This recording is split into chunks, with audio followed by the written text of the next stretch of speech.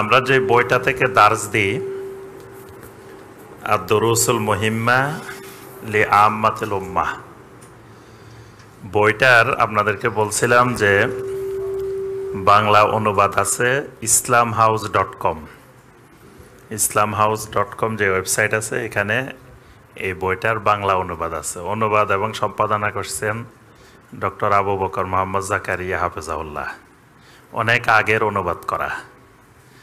তো এই বইটার উপরে আমি এখানে দার্স দিই, তারপরে ফেনীতে দার্স দিই, আরও বিভিন্ন জায়গায় দার্স দিই। এবং আমি দেখছি এই বইটা মসজিদে হারামে দার্স হয়, মসজিদে নববীতে দার্স হয়, সৌদি আরবের অসংখ্য মসজিদে এটা দার্স হয়। তো আলহামদুলিল্লাহ, যেখানে দার্স দিই সবাই খালি জিজ্ঞাসা করে শাইখ এটার অনুবাদ বাংলা আছে কিনা, বাংলা আছে কিনা। তো একজন ভাই এটার উদ্যোগী হয়ে এই বইটার যে বাংলা অনুবাদটা আছে islamhouse.com-এ, ওখান থেকে বের করে এটাকে বই আকারে উনি ছাপাই দিছেন। তো আজকে আপনাদের জন্য পাঠানো হয়েছে। তো সবাই একটা একটা করে পাবেন ইনশাল্লাহ এটা। তো প্রয়োজনে পরে আরও লাগলে আরও বলবেন, উনি আরও দিবেন ইনশাআল্লাহ। আল্লাহ পাক আমাদেরকে তৌফিক দিন, এটা দিয়ে দেন সবাইকে একটা একটা দিয়ে দেন।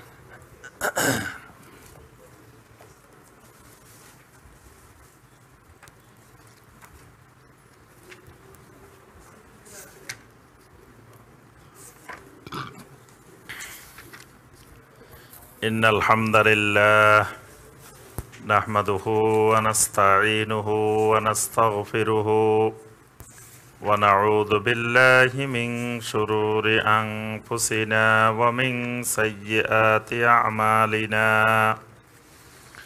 মান ইয়াহদিহিল্লাহু ফালা মুদিল্লা লাহু ওয়া মান ইউদ্লিল ফালা হাদিয়া লাহু। ওয়া আশহাদু আল্লা ইলাহা ইল্লাল্লাহু ওয়াহদাহু লা শারীকা লাহু ওয়া আশহাদু আন্না মুহাম্মাদান আবদুহু ওয়া রাসূলুহু। ইয়া আইয়ুহাল্লাযীনা আমানুত্তাকুল্লাহা হাক্কা তুকাতিহি ওয়া লা তামুতুন্না ইল্লা ওয়া আনতুম মুসলিমুন।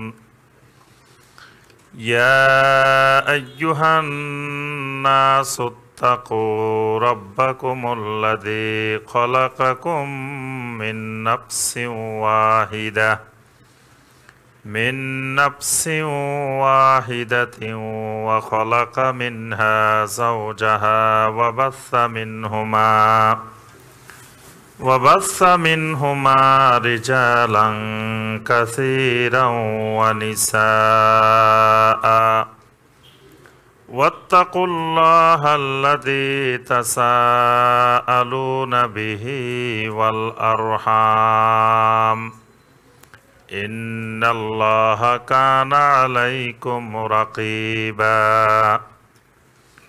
يا أيها الذين آمنوا اتقوا الله وقولوا قولا سديدا يصلح لكم أعمالكم ويغفر لكم ذنوبكم ومن يطع الله ورسوله فقد فاز فوزا عظيما. أما بعد فإن خير الحديث كتاب الله وخير الهدي هدي محمد صلى الله عليه وسلم وشر الأمور محدثاتها وكل محدثة بدعة وكل بدعة ضلالة وكل ضلالة في النار. اللهم صل على محمد وعلى آل محمد كما صليت على إبراهيم وعلى آل إبراهيم إنك حميد مجيد اللهم بارك على محمد وعلى آل محمد كما باركت على إبراهيم وعلى آل إبراهيم إنك حميد مجيد ঢাকা মহানগরীর শান্তিনগরে অবস্থিত মসজিদ আস-সিদ্দিক রাদিয়াল্লাহু তাআলা আনহু কমপ্লেক্স কর্তৃক আয়োজিত আজকের গুরুত্বপূর্ণ এই জিকিরের মাজলিসে অনলাইন এবং অফলাইনে উপস্থিত সম্মানিত দর্শক শ্রোতা ভাই ও বোনেরা, আল্লাহ রব্বুল আলমিনের দরবারে কোটি কোটি শুকরিয়া যে মহান রব্বুল আলমিন আমাদেরকে আজকের এই বরকতময় দিনে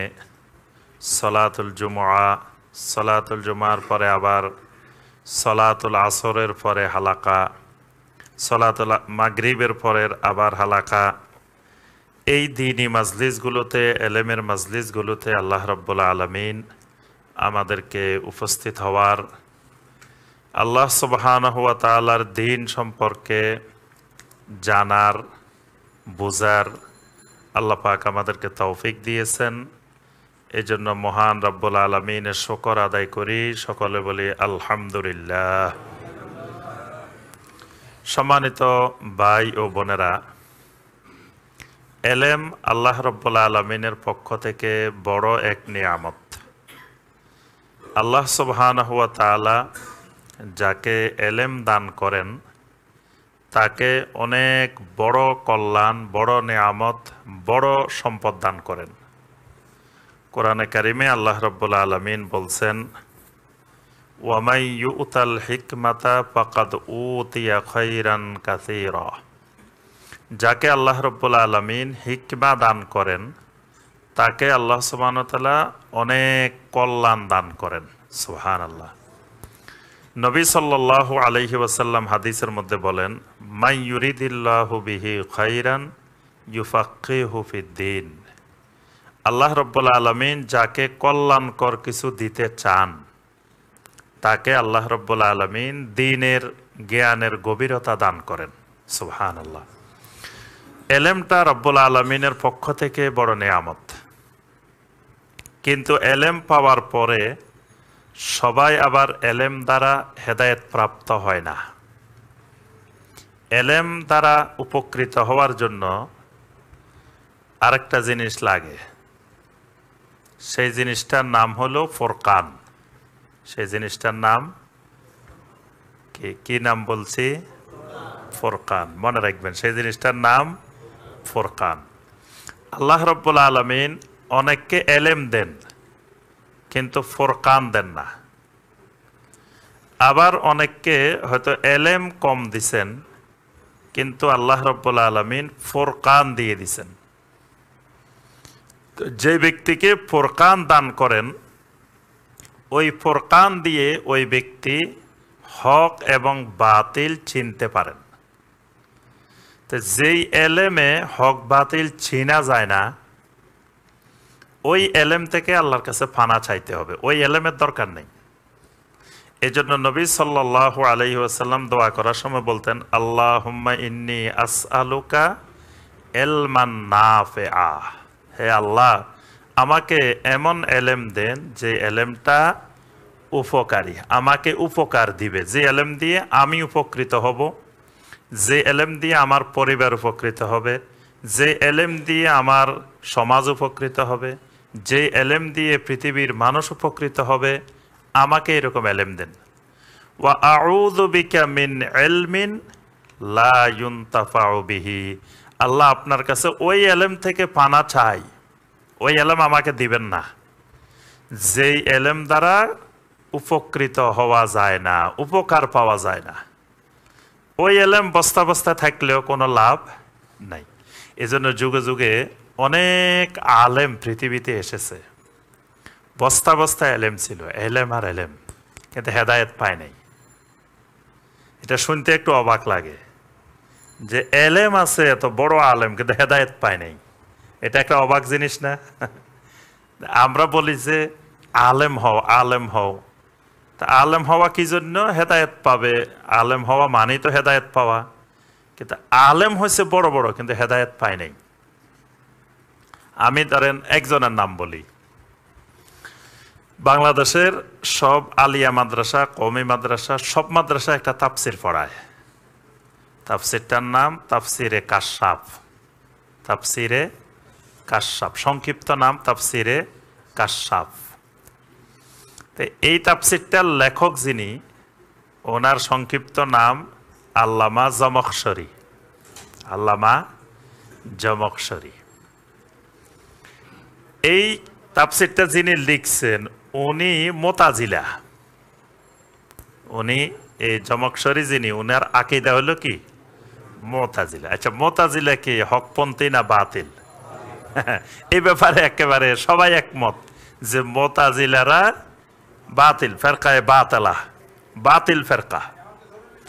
আচ্ছা, এখন আসেন, এই যে তাফসিরটা মোতাজিলা লেখা, মোতাজিলা লেখক, কিন্তু সারা পৃথিবীর সুন্নিরা, এই বিশেষ করে ভারত উপমহাদেশের আহলুস সুন্নাহ ওয়াল জামাআহ সুন্নিরা তাদের মাদ্রাসায় এটা পড়ায়। তো আমাদের আগে যখন আমরা ছাত্র জীবনে পড়তাম, দেখতাম, তখন মনে প্রশ্ন জাগতো, ঘটনা কি? মোতাজিলা তাফসির সুন্নিদের মাদ্রাসায় পড়ায় কেন? তো পড়ানোর মূল কারণ যেটা, সেটা হলো উনি তাফসিরটা করেছেন সাহিত্যের ভঙ্গিতে, সাহিত্যের দৃষ্টিতে কোরআনের তাফসির। মানে কোরআনে কারিমে আল্লাহ সুবহানাহু ওয়া তাআলা যে শব্দটা কোন অর্থে ব্যবহার করছেন, এই শব্দটা, যেমন ধরেন আমি আয়াতটা বললাম, ওমাই ইউতাল হিকমাতা, আল্লাহ পাক যাকে হিকমত দেন, ফাকাদ উতিয়া খাইরান কাসীরা, আল্লাহ পাক তাকে অনেক কল্যাণ দান করেন। এই যে ওমাই ইউতাল হিকমাতা, এখানে আল্লাহ কিন্তু এলেম বলেন নাই, বলছেন ওমাই ইউতাল হিকমাতা। এখন উনি তাফসির করতে গিয়ে এই হিকমা শব্দটাকে ওই যুগের কবিরা কোন কোন কবি কোন কোন কবিতায় ব্যবহার করছেন, কবিতাগুলো ওখানে নিয়ে আসছেন এবং নিয়ে এসে দেখাইছেন যে ওই যুগের আরবি সাহিত্যে বা আরবে এই হিকমা বলতে এই জিনিসকে বোঝানো হইতো। তাহলে আল্লাহ রাব্বুল আলামিন যখন কোরআন নাজিল করছেন, তখন কোরআনেও ওই অর্থে আল্লাহ পাক হিকমা শব্দটাকে ব্যবহার করছেন। মানে আরবি পরিভাষাগুলো বুঝতে হইলে ওই জামানার আরবেরা এই শব্দটাকে কোন অর্থে বুঝান, কি বুঝতেন, ওইটা বোঝানোর জন্য আল্লাহ পাক ওই আয়াতটা নাজিল করছেন, ওই শব্দটা নাজিল করছেন। এই তাফসিরটা অন্যরা করতে পারে নাই। তো এরকম তাফসির সুন্নিদের নাই। তো উনি মোতাজিলা হইলেও ওনার তাফসিরটাই সুন্নিরা পড়ায়। আমি যে কথাটা বলছি, যেই ব্যক্তি এইরকম একটা তাফসির লিখছে, উনি ছোটখাটো আলেম, বিশাল আলেম না, কিন্তু লোকটা হেদায়েত পায় নাই। বড় তাফসির লিখে ফেলছেন, বিশাল তাফসির, এত এলেমের অধিকারী, কিন্তু হেদায়েত পায় নাই। হেদায়েত পাইলে কি সে মোতাজিলা থাকতো? হেদায়েত পাইলে তো সে আহলে সুন্নাত হয়ে যেত, সে তার মোতাজিলাই থাকতো না। তাহলে বোঝা গেল শুধু এলেম মানুষকে হেদায়েত দিতেও পারে, নাও দিতে পারে। তো হেদায়েতের জন্য কি লাগবে একটু আগে বলছি, বলেন তো দেখি। হ্যাঁ, ফুরকান লাগবে। সূরা আল আনফালের 29 নম্বর আয়াতে কারিমে আল্লাহ পাক বলছেন, ইয়া আইয়ুহাল্লাযীনা আমানু ইন তাত্তাকুল্লাহা ইয়াজআল লাকুম ফুরকানা। হে ঈমানদাররা, যদি তোমরা আল্লাহকে ভয় করো, ইন তাত্তাকুল্লাহ, যদি আল্লাহ রাব্বুল আলামিনকে ভয় করো, তাকওয়া থাকে তোমাদের ভিতরে, তাহলে আল্লাহ পাক তোমাদেরকে ফুরকান দান করবেন। ইয়াজআল লাকুম ফুরকানা, আল্লাহ রাব্বুল আলামিন তোমাদেরকে ফুরকান দান করবেন। ফুরকানটা একটা পাওয়ার, একটা শক্তি। এটা আল্লাহ রাব্বুল আলামিন যাকে দিয়ে দিবেন তিনি বড় মুফতি, মুহাদ্দিস, মুফাসসির হওয়া লাগবে না। উনি বুঝে যাবেন যে এটা শিরিক, উনি বুঝে যাবেন এটা বেদাত, উনি বুঝে যাবেন এটা কুফরি। এটা বোঝার জন্য, মানে এইগুলো চেনার জন্য, বোঝার জন্য বড় বড় মুফতি, মুহাদ্দিস, মুফাসসির হওয়া জরুরি না। এটা আল্লাহ প্রদত্ত ওই ফুরকান লাগবে। ওই ফুরকান না থাকলে বড় মুফতি হয়েছে কিন্তু শিরিক চিনে না, বেদাত চিনে না। বেদাতের ব্যবসা করে, তাবিজের ব্যবসা করে। তাবিজের জায়েজ বানানোর জন্য যত রঙের যুক্তি, দলিল, প্রমাণ দরকার সব হাজির করে। একটা শিরিক প্রতিষ্ঠিত করার জন্য বড় মুফতি কিন্তু দলিল প্রমাণ হাজির করে। তার অর্থ কি? তার অর্থ এলেম দিছে আল্লাহ, তাকে ফুরকান দেন নাই। এজন্য আমি যে কথাটা বলবো যে এলেমের চাইতে বেশি দরকার ফুরকান।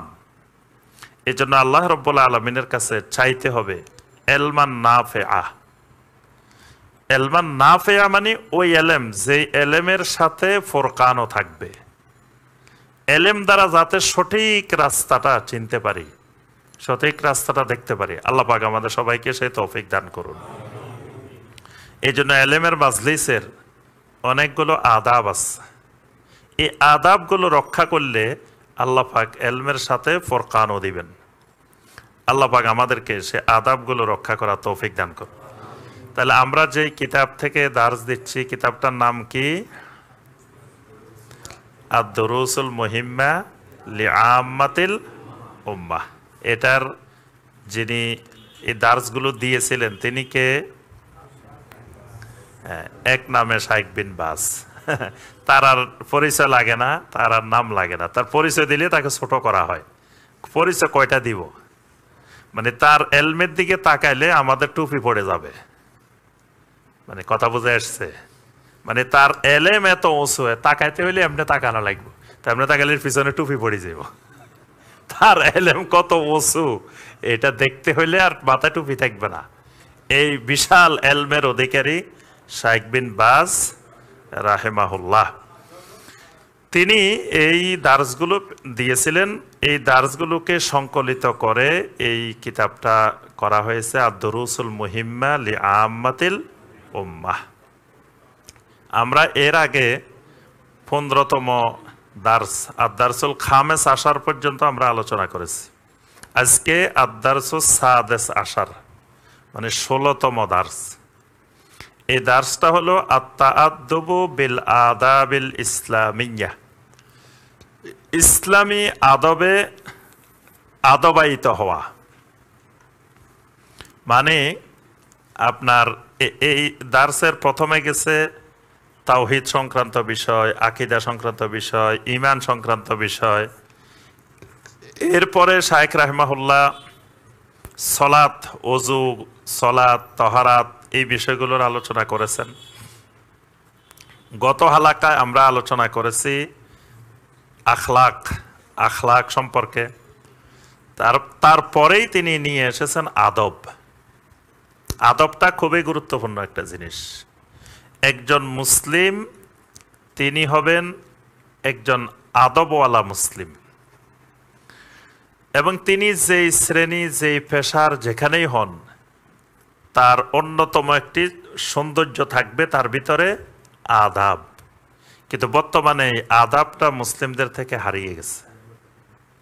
এজন্য আদব যদি থাকে তাহলে বলা হয় বা আদব, আদব যদি না থাকে তাহলে বলা হয় বে আদব। বা আর বে, বা মানে আদবওয়ালা, বা আদব মানে আদবওয়ালা, আর বে আদব মানে আদব নাই, যার কাছে আদব নাই তাকে বলা হয় বে আদব। তো দেখা যায় একজন আলেম একটু জানাশোনা হইলে, আলেম হইলে তার মধ্যে অহংকার এত বেড়ে যায়, তিনি হুঙ্কার দিয়ে বলে এমন কোনো মায়ের বেটা নাই যে আমার সামনে দাঁড়াবে। মানে কি অহংকার! এটা হলো বে আদব আলেম। এই আলেম হলো বে আদব আলেম, তার কাছে আদব নেই। তার থেকে কত বড় আলেম সে এখন ওই জগতে দেখে নাই। সে হয়তো বাংলাদেশ দেখছে, বাংলাদেশের মধ্যে দেখছে যে এর মতো আলেম নাই, কিন্তু তার থেকে কত বড় বড় আলেম মদিনাতে বসে রয়েছে, তার থেকে কত বড় বড় আলেম পৃথিবীর কত জায়গায় বসে রয়েছে। সে তো তাদের সাথে তার এখনো দেখাই হয় নাই, সাক্ষাতে হয় নাই, তাদের সামনে এখনো বসে নাই। তো অর্থাৎ এই জাতীয় অহংকার এটা বে আদবের লক্ষণ। যিনি যত বড় আলেম হবেন তিনি তত বড় মোতাওয়াদে হবেন, বিনয়ী হবেন। যত বড় আলেম তত বড় বিনয়ী। যুগে যুগে আমাদের সালাফেরা যত বড় বড় আলেম ছিলেন সবাই ছিলেন মোতাওয়াদে, অত্যন্ত বিনয়ী। এবং এলেম কখনো অহংকারের বিষয় না।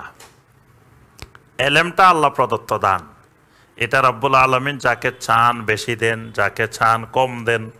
আপনি আমি চাইলেও অনেক সময় হবে না, মানে চেষ্টা করতেছে তাও আল্লাহ ওই পরিমাণ এলেম দিচ্ছে না, আরেকজন কম চেষ্টা করেও আল্লাহ পাক দিয়ে দিচ্ছেন।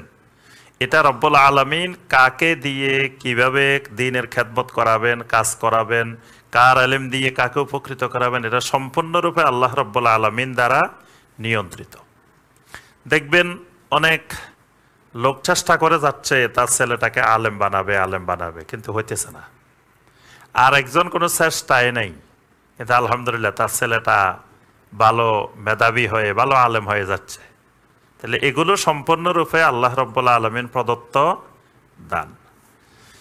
এই কারণে একজন মুসলিমের সবচেয়ে বড় বৈশিষ্ট্য হলো তিনি যেই শ্রেণী পেশার যেটাই হন তার মধ্যে আদাব থাকতে হবে। এই আদাবটা গুরুত্বপূর্ণ জিনিস, এবং এলমের ক্ষেত্রে এটা আরো গুরুত্বপূর্ণ।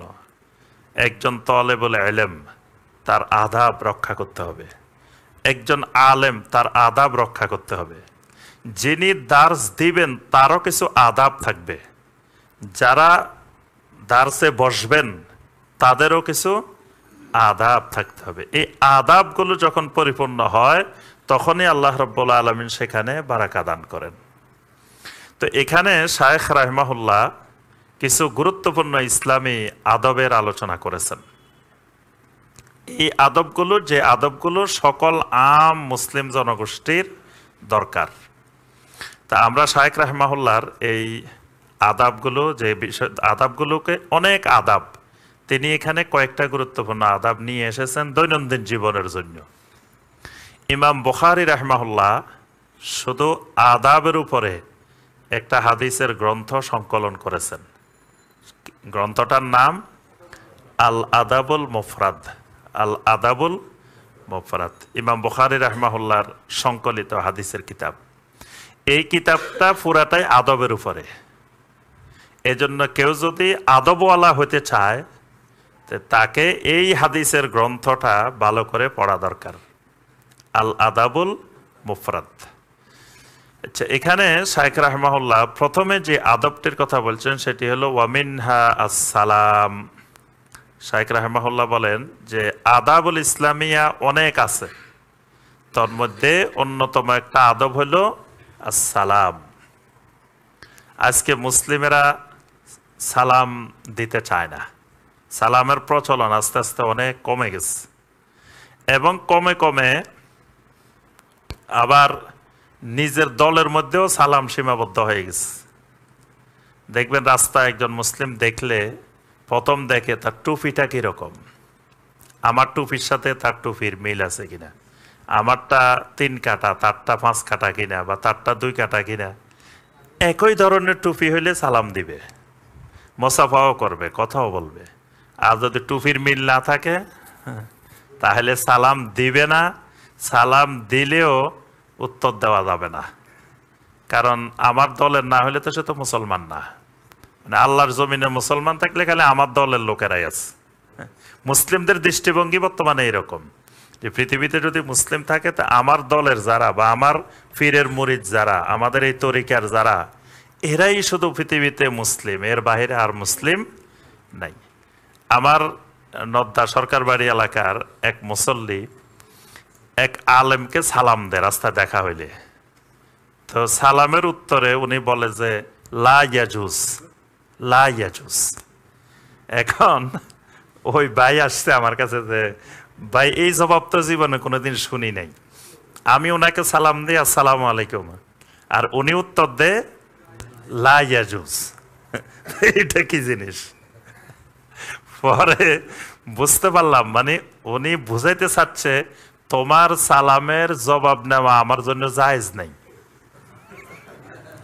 লা ইয়াজুজ মানে তুমি তো সালাম দিছো আমাকে, কিন্তু তোমার এই সালামের জবাব নেওয়া আমার জন্য জায়েজ নাই। তাহলে দেখেন মুসলিমদের সালামের অবস্থা কোন পর্যায়ে গিয়ে পৌঁছছে। অথচ নবী সাল্লাল্লাহু আলাইহি ওয়াসাল্লামকে জিজ্ঞাসা করা হলো আইয়ুল ইসলামে খায়ের, ইসলামের মধ্যে কোন জিনিসটি উত্তম কল্যাণকর। নবী সাল্লাল্লাহু আলাইহি ওয়াসাল্লাম তাকে দুইটা জিনিসের কথা বললেন ওই সাহাবীকে। একটা হলো তুতিউমুত আম, তুমি মানুষকে খাওয়াবে। আরেকটা হলো ওয়াতুকরিউস সালাম আলা মান আরাফতা ওয়া মান লাম তা'রিফ, তুমি যাকে চিনো আর যাকে না চিনো সবাইকে তুমি সালাম দিবা। এটা ইসলামের একটা সৌন্দর্য, ইসলামের একটা আদাব।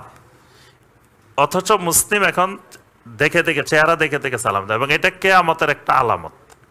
কিয়ামতের যে ছোট ছোট আলামতগুলো আছে তার মধ্যে একটা আছে, নবী সাল্লাল্লাহু আলাইহি ওয়াসাল্লাম বলছেন সালামের প্রচলন কমে যাবে এবং নিজেদের মধ্যে সীমাবদ্ধ হয়ে যাবে সালামটা। মানে নিজের দলের, নিজের গ্রুপের, নিজের ছাড়া আর কাউকে সালাম দিবে না। আবার দেখবেন অনেকে মুখে দিয়ে আসসালামু আলাইকুম বের হয় না, আগেই ঠিক করে রেখেছে ওয়া আলাইকুম আসসালাম বের করবে। মানে সে কাউকে সালাম দিবে না, সে শুধু সালামের জবাব নিবে, জবাবের জন্য রেডি।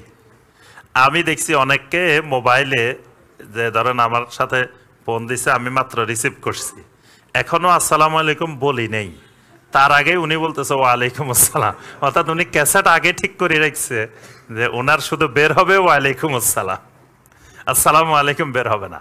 অনেক মানুষ আছে দেখবেন যে, বিশেষ করে অনেক মুরব্বী আছেন যে ওনারা মনে করে যে আমি মুরব্বী মানুষ, আমাকে সবাই সালাম দিবে কিন্তু আমি দিতে দেওয়া লাগবে না, আমি শুধু জবাব দেওয়ার জন্য রেডি।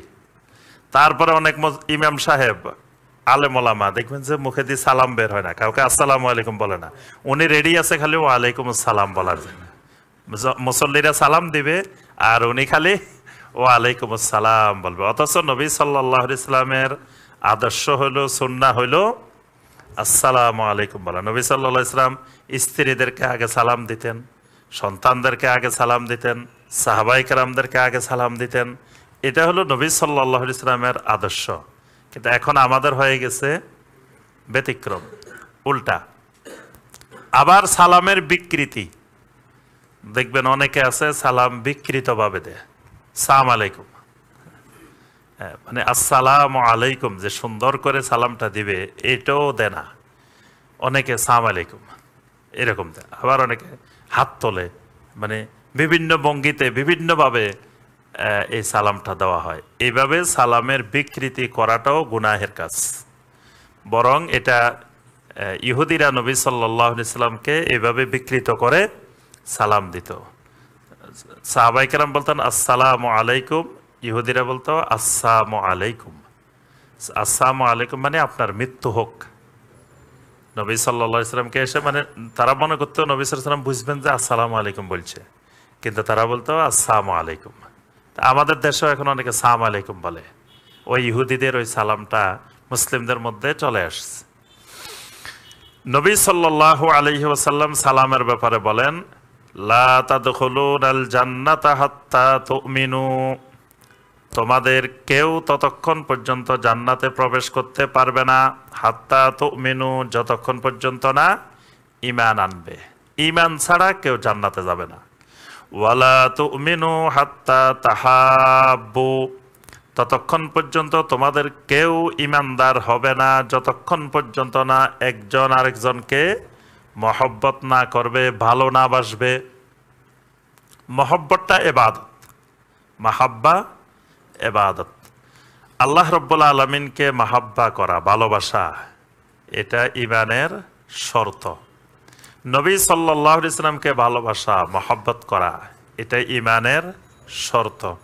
এক মুমিন আরেক মুমিনকে মহব্বত করা, ভালোবাসা, এটাও ঈমানের শর্ত।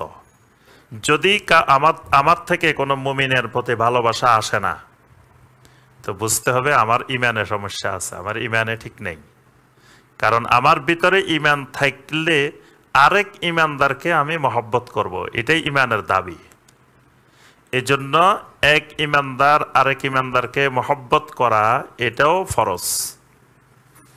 এই জন্য নবী সাল্লাল্লাহু আলাইহি ওয়াসাল্লাম বলছেন ওয়ালা তুমিনু হাত্তা তাহাব্বু। আচ্ছা, আমরা ওই দিন বলছিলাম যে এর আগে আরেক দার্সে বলছি যে ইবাদত কয় পদ্ধতিতে হয়, কয় পদ্ধতির ইবাদত আছে, মনে আছে? জি, 3 পদ্ধতির ইবাদত আলোচনা করছিলাম এর আগে। 3 পদ্ধতির ইবাদত। একটা বলছি যে মহাব্বতের মাধ্যমে ইবাদত, ইবাদাতুল মাহাব্বা, মহাব্বতের মাধ্যমে ইবাদত। আরেকটা হলো ইবাদাতুত তাআ, আনুগত্যের মাধ্যমে ইবাদত। আরেকটা বলছিলাম ইবাদাতুন নুসুক ওয়া শাআয়ের, নুসুকের মাধ্যমে ইবাদত। আচ্ছা, আপনারা যে এখন এখানে বসে আছেন, এটা কি ইবাদতের মধ্যে? এখন যে বসে আছেন এটা ইবাদতের মধ্যে? তো এটা কোন ইবাদত? নুসুকি ইবাদত। আমরা ওই দিন ব্যাখ্যা করছিলাম যে এই ইবাদতের নাম নুসুকি ইবাদত। ইন্না সলাতি ওয়া নুসুকি ওয়া মাহইয়ায়া ওয়া মামাতি লিল্লাহি রাব্বিল আলামিন। তাহলে ইবাদতের একটা ধরন হলো নুসুক, ইবাদতের একটা ধরন হলো মাহাব্বা, মহব্বত ইবাদত। আপনি আমাকে মহব্বত করেন, কেন মহব্বত করেন? কিসের জন্য? আল্লাহর জন্য। এটা ইবাদত, এই মহব্বতটা ইবাদত। আপনি আরেকজন ইমানদারকে মহব্বত করেন আল্লাহর জন্য, এটাও ইবাদত। এজন্য নবী সাল্লাল্লাহু আলাইহি ওয়াসাল্লাম বলেছেন সালাসুম মান কুন্না ফীহি ওয়াজাদা বিহিন্না হালাওয়াতাল ঈমান। যে ব্যক্তির মধ্যে 3টা বৈশিষ্ট্য আছে, এই ব্যক্তি ঈমানের স্বাদ পাবে, ঈমানের মজা পাবে। 1 নম্বর, মান কান আল্লাহু ওয়া রাসূলুহু আহাব্বা ইলাইহি মিম্মা সাওয়াহুমা। দুনিয়ার সবকিছুর চাইতে আল্লাহ এবং রাসূলকে বেশি মহব্বত করবে। 2 নম্বর, লা ইউহিব্বুল মারআ ইল্লা লিল্লাহ। যত মানুষকে ভালোবাসবে, মহব্বত করবে আল্লাহর জন্য, আল্লাহর কারণে মহব্বত করবে। আর একটা হলো ঈমান আনার পরে কুফরি করাকে এমনভাবে অপছন্দ করে যেমনি ভাবে জাহান্নামে যাওয়াকে অপছন্দ করে। এই 3টা বৈশিষ্ট্য থাকলে নবী সাল্লাল্লাহু আলাইহি ওয়াসাল্লাম বলছেন এই লোকটা ঈমানের স্বাদ পাবে, মজা পাবে। তাহলে মাহাব্বা এটা ঈমানের জন্য একটি গুরুত্বপূর্ণ বিষয়। এমনকি দেখেন, আপনি একজন মুমিনকে দেখে খালি একটা হাসি দিবেন, এটাও ইবাদত। তো যদি কাউকে ভালো না বাসেন, আপনি জোর করে হাসতে পারবেন না। মানে আপনি একটা লোকের পছন্দ করেন না, হেরে দেখলে হাসি আসবে।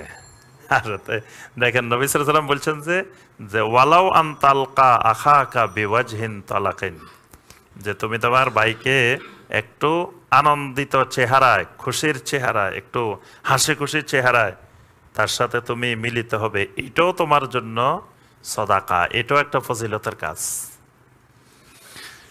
আচ্ছা, এরপরে নবী সাল্লাল্লাহু আলাইহি ওয়াসাল্লাম বলতেছেন আওয়ালা আদুল্লুকুম আলা শাইইন ইযা ফাআলতুমুহু তাহাবাবতুম।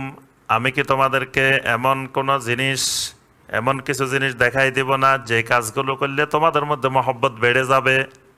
কারণ জান্নাতে যাইতে হলে মহব্বত লাগবে। তাহলে মহব্বত যত বাড়াইতে পারবো তত জান্নাতে যাওয়ার রাস্তা সহজ হবে। তো মহব্বত কেমনে বাড়বে আমি কি তোমাদেরকে দেখাই দিব? তো নবী সাল্লাল্লাহু আলাইহি ওয়াসাল্লাম দেখাই দিলেন আফশুস সালামা বাইনাকুম, তোমরা তোমাদের মধ্যে সালামের বেশি বেশি প্রচলন করো, সালামের প্রচার প্রসার করো, এর মাধ্যমে তোমাদের মহব্বত বেড়ে যাবে। আর মহব্বত বাড়লে ঈমান বেড়ে যাবে, ঈমান বাড়লে জান্নাতে যাওয়া সহজ হয়ে যাবে। সুবহানাল্লাহ। তাহলে 1 নম্বর গুরুত্বপূর্ণ আমাদের জন্য আদাব হলো সালাম। সালাম সবসময় নিজেই দিব। এক সাহাবী এসে বললেন ইয়া রাসূলুল্লাহ সাল্লাল্লাহু আলাইহি ওয়াসাল্লাম, আমার হজ কবুল হয়েছে, এটা আমি বুঝবো কিভাবে? নবী সাল্লাল্লাহু আলাইহি ওয়াসাল্লাম বলছেন 2টা আলামত দেখলে তোমার মধ্যে বুঝবা তোমার হজ কবুল হয়েছে। একটা আলামত হলো হজের পরে তোমার সালামের প্রচলন আগের থেকে বাড়ে গেছে। মানে আগে তুমি যে পরিমাণ সালাম দিতে, হজের পরে বেশি বেশি সালাম দিতেছ। আর আগে যে পরিমাণ মানুষকে খাওয়াইতে, হজের পরে খাওয়ানোর পরিমাণ বেড়ে গেছে। তুমি খালি এখন মানুষকে পাইলে খাওয়াও। খাওয়ানো কিন্তু বিশাল ইবাদত, এবং দাওয়াতি কাজের জন্য খাওয়ানো খুব সহায়ক। এজন্য আগেরকার সুফিরা দেখেন যে এই উপমহাদেশে যে সুফিবাদের প্রচার প্রসার ঘটাইছেন, তাদের বড় একটা মাধ্যম ছিল খাওয়ার মাধ্যমে। দেখবেন সুফিদের দরবারে বড় বড় হাজার হাজার ইয়া থাকতো, আপনার বাসন চিনেন, মাটির বাসন, হ্যাঁ, সেখানে খাওয়ানোর জন্য সবসময় খানা বানাইতে থাকতো আর মানুষকে খাওয়াইতে থাকতো। তারপরে আপনার এই যে খানকা বলি না আমরা, খানকা, এখন তো হয়েছে খানকা একটা ব্যবসার কেন্দ্র, খানকা। কিন্তু এটা খানকা শব্দটা আরবিতে হলো খানে কাহ। এটা মিশরে এই খানকার উৎপত্তি হয়েছে। খানে কাহ মানে কফি হাউস, খানে কাহ মানে কাহওয়া মানে কি কফি। আরবেরা গাওয়া বানায় না, গাওয়া, এটার আরবি হলো কাহওয়া। তো খানে কাহওয়া এটা সংক্ষিপ্ত হলো খানে কাহ, মানে এটা কফি হাউস। এখানে আসলে সারাদিন ফ্রি কফি খাওয়াইব, চা খাওয়াইব সারাদিন। তো ওই সময় সুফিরা মিশরে এই সুফিবাদের প্রচার প্রসারের জন্য প্রত্যেকের দরবারের সামনে এরকম খানে কা করছে, ফ্রি খাওয়া। তো মানুষ এখানে খাইতে খেতে আস্তে আস্তে মহব্বত জন্মে যায়। দেখবেন আপনি একজনের 10 দিন খাওয়াইবেন, খাইতে খেতে আপনার প্রতি মহব্বত জন্মে যাবে। তারপরে দাওয়াত দিবেন, এক বেনামাজিরে নামাজি বানাইবেন। প্রথমে যাইয়ে নামাজের দাওয়াত দিবেন না, প্রথম খালি খাওয়াইবেন। তারে ধরে কি করবেন, খাওয়াইবেন। খাওয়াইতে ধরেন একদিন 1 মাস খাওয়াইছেন, তো একদিন খাইতেছেন, এমন সময় আজান দিছে, বলবেন যে ভাই চলো সালাতটা আদায় করে নি। এই লোক কিন্তু না করতে পারবে না। খাওয়াইছেন যে 1 মাস, খাওয়াইলে মানুষ সহজে না করতে পারে না। তখন দেখবে যে আপনার কথা শুনবে, আপনার দাওয়াতটা ফলপ্রসূ হবে। অনেক মসজিদের ইমাম সাহেব সহিহ আকীদার আমল দেখলে গা জ্বলে উঠে, রাফল ইয়াদান করলে জ্বলে উঠে, তারপরে আপনার আমিন সহ শব্দ বললে খেপে যায়। এটারও চিকিৎসা হইলো খাওয়ানি। অনেক জায়গা থেকে ভাইয়েরা আমাকে বলছে যে সাহেব এই অবস্থা, আমাদের ইমাম সাহেব তো এটা করে না। আমি কই ইমাম সাহেবের কয়দিন দাওয়াত দিচ্ছেন? যারা বেনামাজি এলাকার এরা তো ইমাম সাহেবের সবসময় দাওয়াত দেয়, খাওয়ায়, হাদিয়া দেয় আনি। আপনি কয়দিন দাওয়াত দিচ্ছেন, কয়দিন হাদিয়া দিচ্ছেন, তা আপনার উপরে খেপবে না? আপনি এখন থেকে শুরু করেন, খালি দাওয়াত দেন, খাওয়ান বাসান, দেখবেন কয়দিন খাওয়াইছে আর বিরোধিতা করে না। খাওয়াইতে কি হয়েছে, মহব্বত জমে গেছে। খাওয়াইলে হাদিয়া দিলে আস্তে আস্তে এটার তাসির আছে, দেখবেন যে এটার ওই বিরোধিতাটা কমে যাবে। এই কারণেই নবী সাল্লাল্লাহু আলাইহি সাল্লাম এটাকে ইসলামের মধ্যে কল্যাণকর বিষয় বলছেন, এত আমত আম। তো যে বিষয়টা আমরা বললাম যে আপনার ইবাদত কবুল হয়েছে, এটার লক্ষণও হইল বেশি বেশি সালাম দেওয়া। এই জন্য সালামের প্রচলনটা বেশি বেশি করতে হবে। আল্লাহ পাক আমাদেরকে তৌফিক দিন। আরেকটা আদাব হলো আল বাশাশা। বাশাশা মানে কোনো মুসলিমকে দেখলে, কোনো মুসলিম ভাইকে দেখলে প্রফুল্ল হওয়া, মানে মুখটা গম্ভীর করে না রেখে হাস্যোজ্জ্বল হওয়া, এটাকে বলা হয় বাশাশা। নবী সাল্লাল্লাহু আলাইহি ওয়াসাল্লাম বলেন, লা তাহকিরান্না মিনাল মারুফি শাইয়ান, তোমরা কোনো নেকের কাজকে, ভালো কাজকে তুচ্ছ মনে করিও না, ছোট্ট মনে করিও না। অনেকে মনে করে এটা তো ছোটখাটো জিনিস। দেখবেন বাংলাদেশের মুসলমানের একটা অভ্যাস, যেটা কইবেন এটা ছোটখাটো জিনিস। কয় মিয়া তারাবির নামাজ ছোটখাটো জিনিস, এটা লয়ে আপনারা এত কথা বলেন কেন? আরে মিয়া দাড়ি এটা ছোটখাটো জিনিস, এটা নিয়ে এত কথা বলেন কেন? তার কাছে সব ছোটখাটো জিনিস। দেখবেন যে অনেক মুসলিম এরকম আছে না, সব কিছুরে দেখবেন বলবে যে মিয়া এটা ছোটখাটো জিনিস। আরে মিয়া নামাজে হাত বাঁধা এটা ছোটখাটো জিনিস, এটা এখানে বানলে কি ওখানে বানলে কি, এটা নিয়ে কথা বলেন কেন? আরে মিয়া এটা ছোটখাটো জিনিস, সব খালি কি ছোটখাটো। তো তার কাছে বড় কোনটা? বড় একটা আছে বিভিন্ন জিনিস, সেদিকে আর আমরা যাচ্ছি না। তো নবী সাল্লাল্লাহু আলাইহি ওয়াসাল্লাম বলছে তোমরা কোনো মারুফ কাজকে ছোট মনে করিও না, কারণ ফামান ইয়ামাল মিসকালা যাররাতিন খায়রান ইয়ারা ওয়া মান ইয়ামাল মিসকালা যাররাতিন শাররান ইয়ারা। কিয়ামতের ময়দানে তুমি একটা যাররা পরিমাণ নেকির কাজ করলে সেটাও সেদিন তুমি দেখতে পাবে, যাররা পরিমাণ একটা খারাপ কাজ করলে, গুনাহের কাজ করলে সেটাও সেদিন তুমি দেখতে পাবে। তাহলে জাররা, জাররা মানে কি একেবারে যেটা চোখে দেখা যায় না, স্বাভাবিক চোখে দেখা যায় না, এটাকে বলা হয় জাররা। এটা চোখে স্বাভাবিকভাবে দেখা যায় না, মেশিন দিয়ে দেখা লাগে। ওইরকম নেকামল করলেও আল্লাহ পাক সেদিন সেটা তাকে দেখাবেন, এবং ওই নেকামলটা, ওই ছোট জিনিসটাই তার কিয়ামতের ময়দানে তার নাজাতের মাধ্যম হয়ে যেতে পারে। এই জন্য নবী সাল্লাল্লাহু আলাইহি ওয়াসাল্লাম বলেছেন, লা তাহকিরান্না মিনাল মারুফ শাইয়ান, কোন ভালো কাজকে, কোন নেকির কাজকে, সওয়াবের কাজকে ছোট মনে করিও না। ওয়ালাউ আন তালকা আখাকা বিওয়াজহিন তালকিন, যদি হাস্য উজ্জ্বল চেহারার সাথে তোমার ভাইয়ের সাথে সাক্ষাৎ করবা, এটাকেও ছোট মনে করবা না। এজন্য কোন মুসলিম ভাইকে দেখলে একটু হেসে দেওয়া, মুস্কি হাসে দেওয়া, হাস্যোজ্জ্বল হওয়া, এটা সদাকা। এটার মাধ্যমে আল্লাহ পাক গুনাহ মাফ করেন। এটাও আদাব। আরেকটি গুরুত্বপূর্ণ আদাব এখানে শায়েখ রাহমাহুল্লাহ তুলে ধরেছেন, সেটি হলো আল আকলু বিল ইয়ামিন ওয়াশ শুরবু বিহা, ডান হাতে খাওয়া, ডান হাতে পান করা। এটাও খাওয়া এবং পান করার একটি গুরুত্বপূর্ণ আদাব। তাহলে বাম হাতে খাওয়া, বাম হাতে পান করা, এটা হলো কিসের লক্ষণ? বে আদবের লক্ষণ, বা আদব না। তাহলে যে বাম হাতে খায় এই লোক বে আদব, ইসলামের দৃষ্টিতে বে আদব। এই জন্য বাম হাতে খাওয়াও যাবে না, বাম হাতে পান করাও যাবে না। নবী সাল্লাল্লাহু আলাইহি ওয়াসাল্লাম বলছেন যে আন্না শায়তানা ইয়াকুলু বিশিমালিহি ওয়া ইয়াশরাবু বিশিমালিহি, শয়তান বাম হাতে খায়, বাম হাতে পান করে। তাহলে বাম হাতে খাওয়া, বাম হাতে পান করা, এটা মুতাশাব্বিহুম বিশ-শায়তান, শয়তানের সাথে সাদৃশ্য রাখা। এই জন্য কোনো অবস্থায় বাম হাত দিয়ে খাওয়া যাবে না, বাম হাত দিয়ে পান করাও যাবে না। খাওয়ার চেয়ে মানুষ বাম হাত দিয়ে পান করে বেশি, পানি খায় বাম হাত দিয়ে, চা খায় বাম হাত দিয়ে, যে কোনো কিছু বাম হাত দিয়ে অনেক মুসলমান দেখা যায়। এটা বেআদবের লক্ষণ, এটা আদবের বিপরীত। এজন্য সবসময় আদব হলো একজন মুসলিমের ডান হাতে খাওয়া, ডান হাতে পান করা। আরেকটি আদাব হলো আত-তাসমিয়া ইনদাল ইবতিদা ওয়াল হামদু ইনদাল ফারাগ। সেটি হলো যে কোনো খাবার বা পানীয় শুরু করতে গেলে কি বলা? বিসমিল্লাহ বলা, আর শেষ হইলে আলহামদুলিল্লাহ বলা। আচ্ছা, এখন কেউ দাওয়াত দিছে, আপনাকে খাওয়াইছে, তো তার জন্য দোয়া করতে হবে না? কি দোয়া করতে হবে? আমরা কত দাওয়াত খাই, খেয়ে খালি চলে আসি, কি দাওয়াত দোয়া করেন তার জন্য কেউ জানেন? এই তো মাশাআল্লাহ, এটাই হলো নবী সাল্লাল্লাহু আলাইহি ওয়াসাল্লামের সুন্নাহ দোয়া।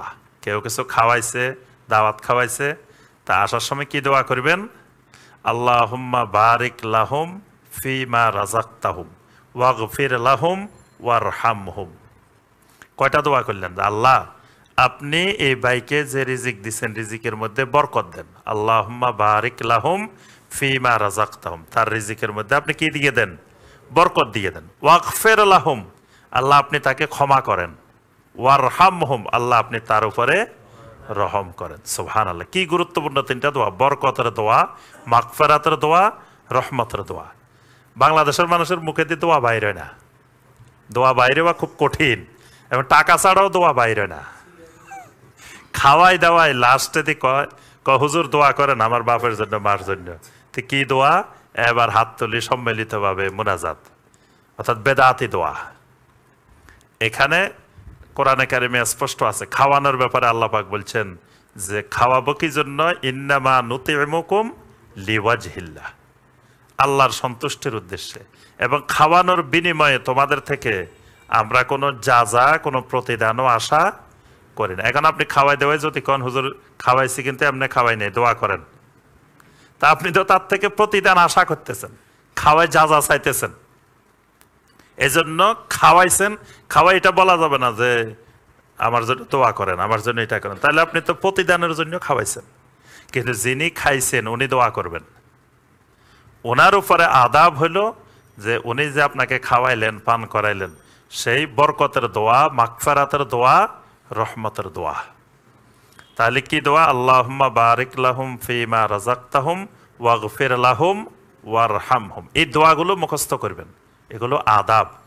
আরবেরা দেখবেন আল্লাহু আকবার, আরবদের সাথে দেখা হইলে, সাক্ষাৎ হলে কত দোয়া করে, সালামের পরে অনেক দোয়া করে, কিন্তু আমাদের দেশে দোয়া বাইরে না মুখে দিয়ে। এই জন্য এই দোয়াগুলো হলো একজন মুমিনের আদাব। আবার এগুলো আল্লাহর জিকির, যত দোয়া করবেন তত আল্লাহর জিকির এটা। তারপরে এই দোয়ার মাধ্যমে আল্লাহ পাক আরেকজনের জন্য দোয়া করবেন, এই দোয়াগুলো আল্লাহ পাক আমার উপরে আপনার উপরেও আল্লাহ পাক দান করবেন। সুবহানাল্লাহ। আচ্ছা, একটা আদাব হলো খাওয়ার শুরুতে বিসমিল্লাহ, খাওয়া শেষে আলহামদুলিল্লাহ। নবী সাল্লাল্লাহু আলাইহি সাল্লাম একটা ছোট বাচ্চাকে দেখলেন যে তিনি খাইতেছেন, একবার এখান দিয়ে খায়, একবার এখান দিয়ে খায়, বিভিন্ন জায়গা দিয়ে খায়। নবী সাল্লাল্লাহু আলাইহি ওয়াসাল্লাম বলেন, ইয়া গোলাম সাম্মিল্লাহ, শোনো তো, তুমি খাওয়ার নিয়ম শিখো, সাম্মিল্লাহ, খাওয়া শুরু করবে আল্লাহর নাম দিয়ে। ওয়াকুল বিয়ামিনিক, আর ডাইন হাত দিয়ে খাও। ওয়াকুল মিম্মা ইয়ালিক, আর সামনের দিকে তোমার পাশে যেখানে আছে এখান থেকে খাও। একবার এখান দিয়ে, একবার ওখান দিয়ে, মাঝখান দিয়ে, এভাবে খাইবে না। খাওয়া শুরু করবে এক কিনারা দিয়ে, এক কাছ থেকে তোমার সামনে দিয়ে। আর খাওয়া শেষ হবে সর্বশেষে আল্লাহ রাব্বুল আলামিনের হামদ, তুমি আল্লাহর প্রশংসা করবা। এই ব্যাপারে নবী সাল্লাল্লাহু আলাইহি ওয়াসাল্লামের হাদিস আছে, সহিহ মুসলিমের হাদিস, ইন্নাল্লাহা লা ইয়ারদা আনিল আবদে আন ইয়াকুলাল আকলাতা ফায়াহমাদাহু আলাইহা আও ইয়াশরাবুশ শারবাতা ফায়াহমাদাহু আলাইহা। যে ব্যক্তি খাওয়ার পরে আল্লাহর প্রশংসা করে, পান করার পরে আল্লাহর প্রশংসা করে, এই ব্যক্তির উপরে আল্লাহ রাব্বুল আলামিন সন্তুষ্ট হয়ে যান। সুবহানাল্লাহ। ইমাম আহমদ রাহিমাহুল্লাহ, ইমাম আহমদ বিন হাম্বল রাহিমাহুল্লাহ বলেন, যখন খাবারের মধ্যে চারটা জিনিস একত্রিত হয় তখন এটা পরিপূর্ণ হয়। চারটা জিনিস কি কি? খাবারের শুরুতে বিসমিল্লাহ, খাবারের শেষে আলহামদুলিল্লাহ, আর ওয়াকাসুরাত আলাইহিল আইদি, মানে যেই খাবারে মানুষের হাত বেশি পড়ে। মানে আমরা তো এক খাবারে একজনেই খাই, আরেকজনে ধরলে তো আমরা মনে করি এটা খাওয়া যাবে কেন না। এজন্য যেই খাবারের মধ্যে হাত বেশি হবে এই খাবারের মধ্যে আল্লাহ পাক বারাকা দিবেন বেশি, এবং এটাই নবী সাল্লাল্লাহু আলাইহি ওয়াসাল্লামের সুন্নাহ। আরেকটা হলো ওয়াকানা মিন হিল্লিন, খাবারটা যদি হালাল হয়। এই জন্য খাবারের মধ্যে ইমাম আহমদ বিন হাম্বল রাহিমাহুল্লাহ বলেন, এই চারটা জিনিস পাওয়া গেলে বুঝতে হবে ফাকাদ কামলা, এখানে পরিপূর্ণরূপে সকল সুন্নাহ পাওয়া গেছে। একটা হলো শুরুতে বিসমিল্লাহ, শেষে আলহামদুলিল্লাহ, আর বেশি লোকে একসাথে খাওয়া, বেশি জন একসাথে খাওয়া। আরেকটা হলো খাবারটা হালাল হওয়া। আরেকটি আদাব হলো আলহামদু বাদাল উতাস, হাসি দেওয়ার পরে আলহামদুলিল্লাহ বলা, আল্লাহর প্রশংসা করা। ওয়া তাশমিতুল আতিস ইজা হামিদাল্লাহ, যখন কোনো ব্যক্তি আলহামদুলিল্লাহ বলবে তখন যিনি হাসি দিলেন তার জন্য কি করা? দোয়া করা। কি দোয়া করবেন? ইয়ারহামুকাল্লাহ। এটাও আদাব। আবু হুরায়রা রাদিয়াল্লাহু তাআলা আনহু নবী সাল্লাল্লাহু আলাইহি ওয়াসাল্লাম থেকে বর্ণনা করেন, আল্লাহ রাসূল বলেন, ইন্নাল্লাহা ইউহিব্বুল উতাস, আল্লাহ রাব্বুল আলামিন হাসি দানকারীকে পছন্দ করেন। ওয়া ইয়াকরাহুত তাসাউব, আর হাই তোলাকে অপছন্দ করেন। ফাইদা আতাসা ফাহামিদাল্লাহ, যখন কেউ হাসি দিবে তখন হামিদাল্লাহ, আল্লাহর প্রশংসা করবে। ফাহাক্কুন আলা কুল্লি মুসলিমিন সামিআহু আন ইউসাম্মিতাহু, যখন কোনো মুসলিম শুনবে যে একজন ভাই আলহামদুলিল্লাহ বলছে, হাসি দিছে, তখন সে তার জন্য দোয়া করবে, রহমতের দোয়া করবে। আর যখন হাই আসবে, ফা ইন্নামা হুয়া মিনাশ শায়তান, হাইটা আসে শয়তানের পক্ষ থেকে। মানে শরীরে যখন অলসতা তৈরি হয়, ঘুম ভাব তৈরি হয়, তখন শয়তানের পক্ষ থেকে এটা বেশি বেশি হাই আসে। ফাল ইয়ারুদ্দাহু মাস্তাতা, এটা আসা শুরু করলে যথাসম্ভব এটাকে ঠেকায় রাখার চেষ্টা করতে হবে। বারবার আপনি মুখের বড় করে হা করে একবারে মানে হাই তুলতে থাকবে না, চেষ্টা করবে এটাকে চাপিয়ে রাখার জন্য। এই হা করলে নবী সাল্লাল্লাহু আলাইহি ওয়াসাল্লাম বলেন, ফাইজা কলা হা দহেকা মিনহু শায়তান, শয়তান এই হা দেখলে হাসে। শয়তান দহেকা মিনহু শায়তান, শয়তান হাসতে থাকে, মানে সে হা করছে, মুখের বড় করছে। এই বড় না করে মানে যথাসম্ভব সে চাপিয়ে রাখবে। এরপরেও যদি আসে তাহলে হাত দিয়ে মুখ বন্ধ করে রাখবে, মুখটা খোলা রেখে শয়তানকে দেখাবে না, শয়তানের হাসির মাধ্যম বানাবে না। এই ব্যাপারে আরো অনেক আলোচনা শায়েখ রাহিমাহুল্লাহ এখানে করেছেন। তো মূল কথা হলো এইগুলোও একটা গুরুত্বপূর্ণ আদাব। আরেকটি গুরুত্বপূর্ণ আদাব হলো ইয়াদাতুল মারিদ। ইয়াদাতুল মারিদ, রোগীদেরকে, অসুস্থ মানুষকে দেখাশোনা করা, পরিচর্যা করা, খোঁজখবর নেওয়া, রোগী দেখতে যাওয়া, এটাও একটা আদাব। নবী সাল্লাল্লাহু আলাইহি সাল্লামের দৈনন্দিন রুটিন ছিল, নবী সাল্লাল্লাহু আলাইহি সাল্লাম সবসময় রোগী দেখতে যাইতেন। নবী সাল্লাল্লাহু আলাইহি সাল্লাম সলাতুল ফজরের পরে সূর্য ওঠা পর্যন্ত জিকির আজকার করতেন। সূর্য ওঠার পরে নবী সাল্লাল্লাহু আলাইহি সাল্লাম এশরাকের সলাত আদায় করতেন। এশরাকের সলাত আদায় করে নবী সাল্লাল্লাহু আলাইহি সাল্লাম খবর নিতেন যে অমুক অমুক আজকে ফজরের জামাতে দেখতেছি না কেন, অমুকের আসে না কেন, অমুকের দেখি নেই কেন, অমুকের দেখি নেই কেন। এবং সাহাবাই কেরাম বিশেষ করে নবী সাল্লাল্লাহু আলাইহি সাল্লামের ডান দিকে বসতে বেশি আগ্রহী থাকতেন। মানে এই পাশে বসাচ্ছে, এইদিকে বসতে বেশি আগ্রহী থাকতেন। কারণ কি, নবী সাল্লাল্লাহু আলাইহি সাল্লাম সালাম ফেরানোর পরে 5 ওয়াক্তে মুসল্লিদের দিকে ফিরে বসবেন। আর ফিরে বসলে ডান দিকে ঘুরার সময় যেন তার চেহারাটা আল্লাহ রসুল দেখেন। বুঝতে পারছেন? এই জন্য সাহাবাই কেরাম সবসময় আগে আসি এদিকে বসতেন, যে নবী সাল্লাল্লাহু আলাইহি সাল্লাম সালাম ফিরে যখন ডান দিকে ঘুরবেন, ঘুরার সময় যেন তার চেহারাটা নবী সাল্লাল্লাহু আলাইহি সাল্লাম দেখেন। নবী সাল্লাল্লাহু আলাইহি সাল্লামের এই সোহবতটাই ইবাদত। যিনি যত বেশি নবী সাল্লাল্লাহু আলাইহি সাল্লামের সোহবত পাইছেন, তিনি তত বেশি মর্যাদাবান সাহাবী হয়েছেন। তো এই নবী সাল্লাল্লাহু আলাইহি সাল্লাম যখন কাউকে দেখতেন না ফজরের জামাতে, তখন চিন্তা করতেন নিশ্চয় অসুস্থ হবে, কোনো এক সমস্যার মধ্যে আছে। না হয় নবী সাল্লাল্লাহু আলাইহি সাল্লামের যুগে মুনাফিক পর্যন্ত জামাত ছাড়ার সাহস করতো না। আর এই যুগে দিব্যি আরামে মুসলমান সালাত পরিত্যাগ করে, জামাত পরিত্যাগ করে বসে আছে, তাও জোর গলায় বলে নামাজ না পড়তে কি হয়েছে, আমার ইমান ঠিক আছে।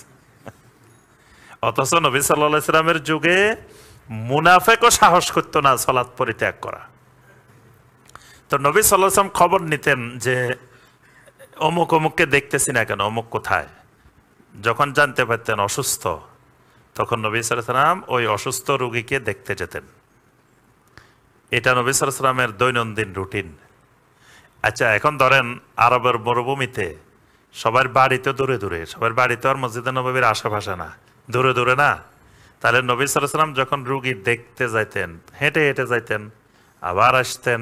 তো সকালবেলায় যে আমরা মর্নিং ওয়াকের কথা বলি, সকালবেলায় হাঁটা, তো নবী সাল্লাল্লাহু আলাইহি সাল্লামের হাঁটাও হয়ে যেত, পাশাপাশি রুগী দেখাও হয়ে যেত। সুবহানাল্লাহ। এবং রুগী দেখতে গেলে এটা দাওয়াতের বড় একটা মাধ্যম। রুগী দেখতে গেলে, কারণ মানুষ যখন অসুস্থ হয় তখন মানুষের মন দিল নরম হয়ে যায়। এই সময় দাওয়াত দিলে দাওয়াত বেশি উপযোগী হয়। স্বাভাবিক সুস্থ অবস্থায় মানুষের মধ্যে ভয়টা, আল্লাহর ভয়টা কম থাকে।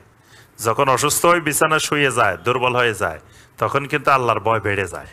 তখন সে বারবার আল্লাহর কাছে পানা চায়, দোয়া করতে থাকে, শুয়ে শুয়ে দোয়া করে আল্লাহ যেন তাকে রোগ থেকে মুক্তি দেন। তার মনটা নরম।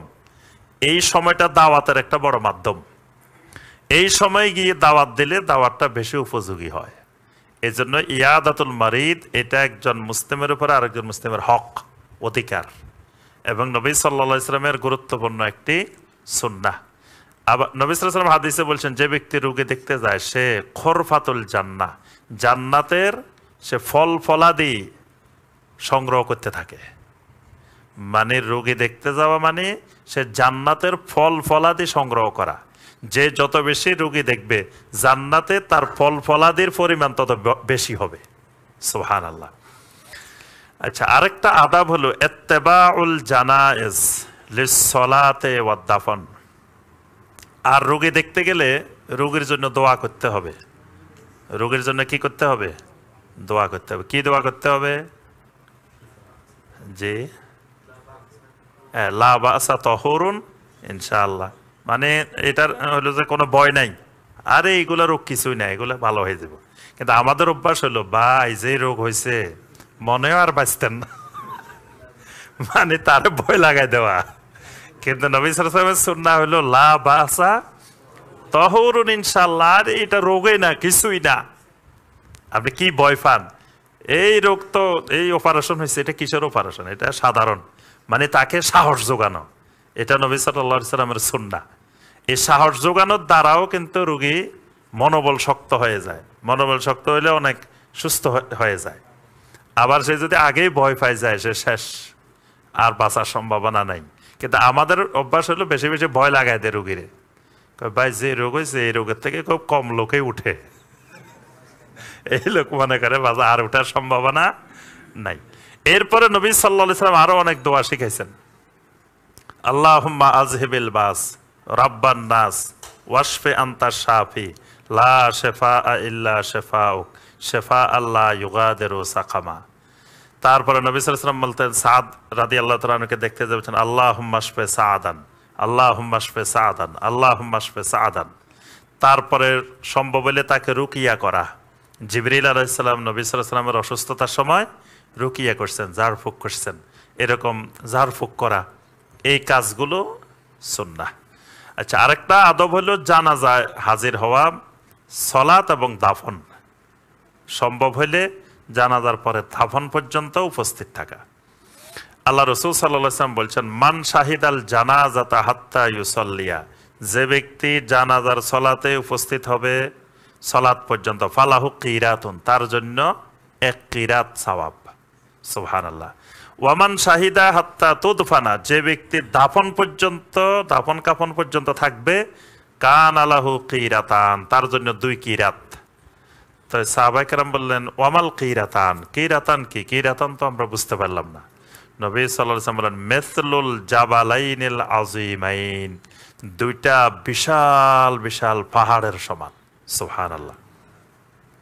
আরেকটা রাওয়ায়াতে আসছে যে 2টা বিশাল বিশাল ওহুদ পাহাড়ের সমান। এক কিরাত মানে এক ওহুদ পাহাড়। এক ওহুদ পাহাড় মানে কি? ওহুদ পাহাড়ের দৈর্ঘ্য 6.5 কিলোমিটার, ওহুদ পাহাড়ের লম্বা 6.5 কিলোমিটার, প্রস্থেও এটা প্রায় 2 কিলোমিটারের বেশি। ওহুদ পাহাড়ের প্রস্থ, উপরের দিকে এটার উচ্চতা, বিশাল উচ্চতার ওহুদ পাহাড়। মসজিদে নববী থেকে দেখা যায় ওহুদ পাহাড়। এই বিশাল ওহুদ পাহাড়ের সমান এক কিরাত। কিন্তু আমাদের দেখবেন বাংলাদেশিরা যখন এই হজে যায়, উমরায় যায়, ফরজ সালাতের সালাম ফিরাইছে, এই মূর্খ মানুষগুলো জিকির আজকার না করে লাফ মারি উঠে গেছে সুন্নত পড়ার জন্য। জিকির আজকার করে না, সালাম ফিরাইছে ইমাম সাহেব, সুন্নত পড়ার জন্য দাঁড়াই গেছে। এখান দিয়ে একটু পরে জানাজা শুরু হয়েছে, হে কিন্তু জানাজা না পড়ে হে সুন্নতে পড়তেছে, জিকিরও করে না, জানাজাটাও পড়ে না। আবার জানাজা পাইলেও এবার যখন জানাজা শুরু হয় এবার তাড়াহুড়া করে এমনভাবে সুন্নত শেষ করে, কোথায় তাশাহুদ কোথায় দুরুদ কি সব তাড়াতাড়ি সালাম ফিরে আবার জানাজায় উঠে। তো এখানে তোমার এই কাজটা করার দরকার কি? তোমার এখানে বিশাল ফজিলত। এখানে সালাম ফিরানোর পরে তুমি জিকির আজকার করো, জিকিরগুলো করো, জিকির করে সলাতুল জানাজা আদায় করো।